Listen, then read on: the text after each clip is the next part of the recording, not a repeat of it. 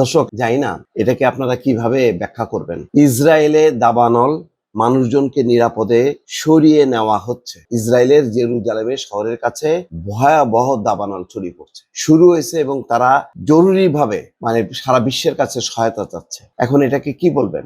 যে ইসরায়েল নিরীহ মানুষকে গাজাতে নির্বিচারে হত্যা করে চলেছে, প্রতিদিন বোমা নিক্ষেপ করছে, ভারী ভারী বোমা নিক্ষেপ করছে এবং মানুষজন উড়ে যাচ্ছে। কোনো কোনো ক্ষেত্রে দেখেছেন যে ধরা পড়েছে যে ছোট ছোট বাচ্চারা উড়ে যাচ্ছে। এমন ভয়াবহতা যে বিস্ফোরণ গুলো যখন কি দালান কোটা উড়ে যাচ্ছে উপরে, এই শিশু নারীরা পর্যন্ত উড়ে যাচ্ছে, মানুষের দেহ উপরে উঠে যাচ্ছে।